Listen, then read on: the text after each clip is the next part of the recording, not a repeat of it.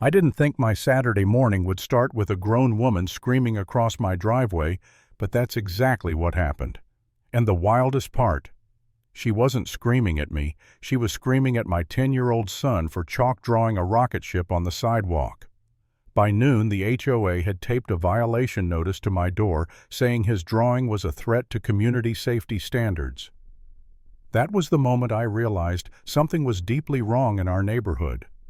But it wasn't until much later that I learned the truth. Our HOA president, Marlene Brighton, wasn't just enforcing rules. She was rewriting them. For us. For her. For control. My name's Eric Donovan. I'm a software technician divorced raising my son Leo in a neighborhood called Willow Ridge, one of those family-oriented, clean suburban living places you see in brochures where the lawns look copy-pasted from a catalog, and the HOA believes uniformity is the highest virtue. When I moved in last year, I actually liked it. Quiet streets, good schools, friendly enough neighbors who waved but didn't pry.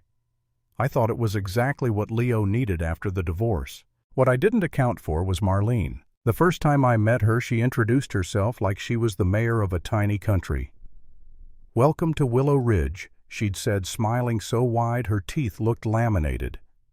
"We take pride in maintaining wholesome community values." Wholesome was her favorite word I'd come to learn.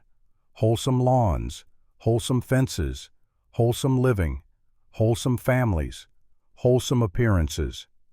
The funny thing is, she never once asked about my son. She asked which church I went to. She asked whether Leo's mother was involved. She asked if I owned power tools.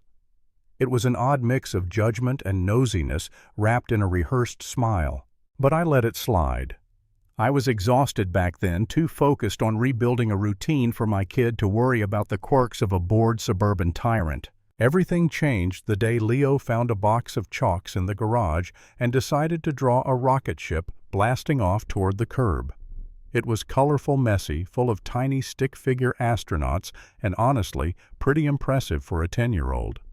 I was making pancakes inside when I heard it. "Stop.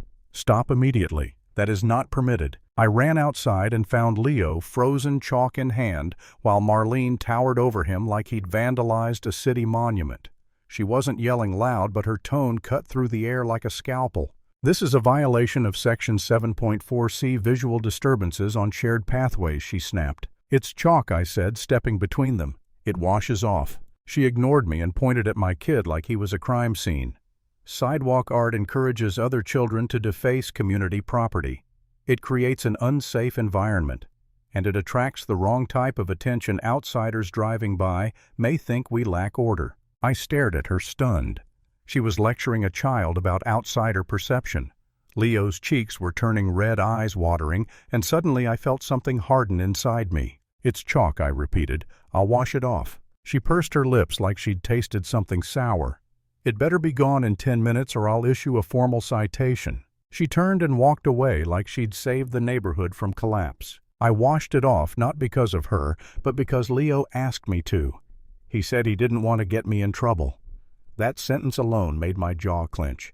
No kid should feel like that in his own community. By noon, the violation was taped to my door. Unauthorized sidewalk marking. Fine pending. I laughed at first. It felt too absurd to be real.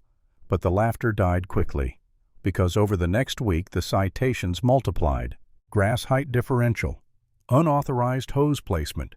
Objects visible through garage windows.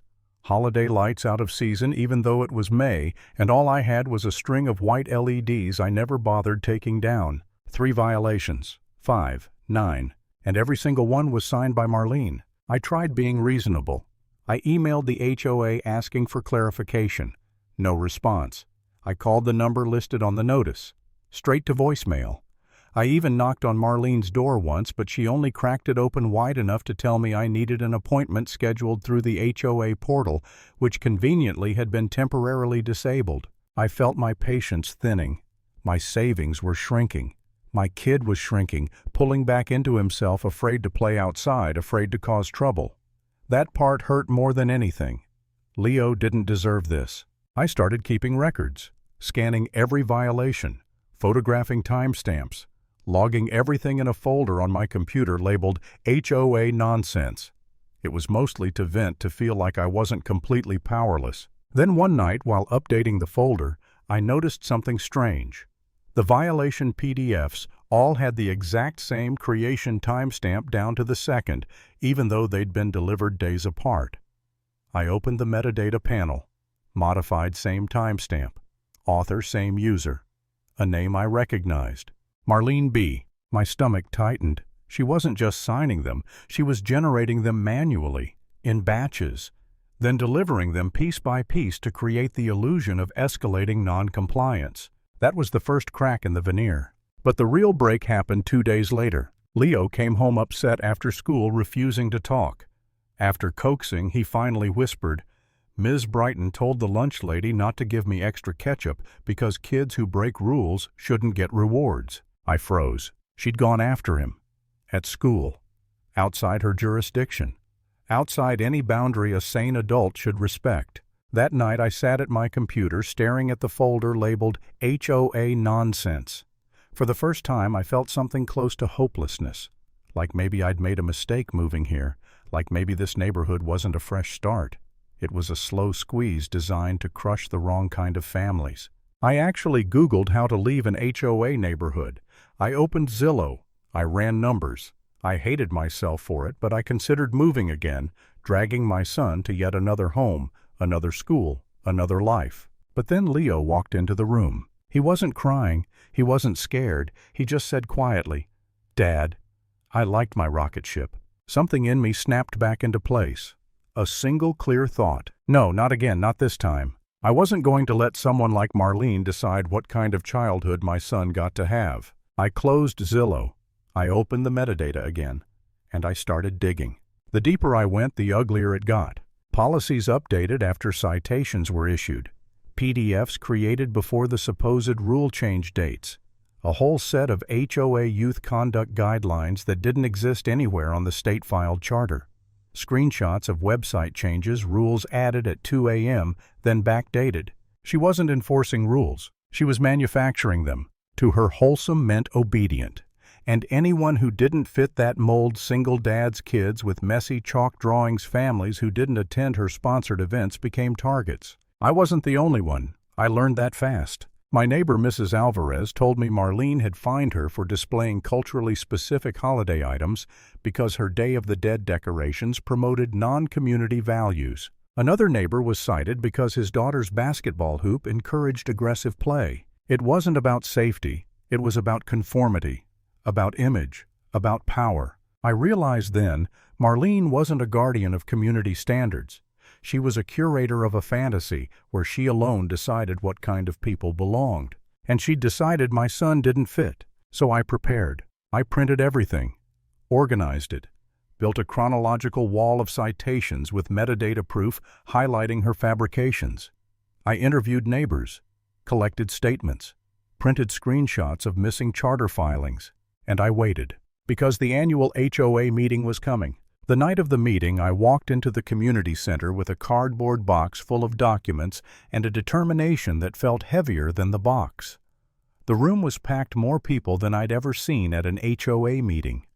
Marlene stood at the front wearing a white blazer like she was attending a purity ceremony instead of a community hearing. "Before we begin," she said, "I've been informed of concerns regarding enforcement consistency. Let me assure you, every action taken." I didn't let her finish. I stood. "Actually, no, not every action." The room quieted. Marlene's eyes sharpened. "Mr. Donovan," she said sweetly, "this is not the time. It is exactly the time." I set the box on the table so hard the room flinched. "I have here 32 violations issued over the past month, all signed by you, all created with identical timestamps, all referencing rules that didn't exist when the violations were issued." She laughed softly. "You misunderstand how administrative batching works." "No," I said, my voice leveling out, "but you misunderstand how metadata works." Murmurs rippled across the room. I pulled out printed pages, metadata screenshots, backdated PDFs, rule changes edited after enforcement. Here's Section 7.4c, your visual disturbance clause. Created 2 days after you cited my son for chalk. Here's the youth conduct policy. It's not in the state-filed charter. Here are screenshots showing when you quietly edited the HOA site, 2:17 a.m. last Thursday, backdated to April. People started whispering. I heard someone behind me say I knew it. Marlene's face stiffened. These documents are misinterpreted. They're not. I held up the last stack statements from neighbors. You fined Mrs. Alvarez for displaying her culture. You threatened the Peterson girl for having a basketball hoop. You punished my son at school. And you did all of this under rules you invented. The room felt electric. The air shifted not toward me, but away from her. A man in the back stood. She fined me for my recycling bin being too visible from the street. Another, she made my wife take down our pride flag. Another, she told my son he couldn't ride his scooter because scooters invite chaotic behavior. Voices rose, overlapping, each one adding weight. And then something I didn't expect. A member of the board, one of Marlene's closest allies, stood slowly. I want to motion for an immediate review of President Brighton's actions. Another board member raised her hand. Seconded. Marlene turned pale. You can't do this. I am protecting this community. I stepped closer, lowering my voice just enough for the microphone to catch. No, you were protecting your version of it. The board held a vote. 4 hands raised, then 5. Motion passed. Marlene Brighton was suspended pending an independent audit. She didn't storm out. She didn't argue. She just froze like the facade had finally cracked and she didn't know how to function without it. The meeting ended minutes later. I walked out with my box under my arm, Leo's rocket ship chalk drawing folded inside it. I didn't feel triumphant. I didn't feel relieved. I just felt done, like I'd finally pushed back against something that had been pressing down for far too long. And if there's one thing I learned from all of this, it's simple. Some people don't want a community, they want control. And the moment you stop letting them define your story, they lose their power.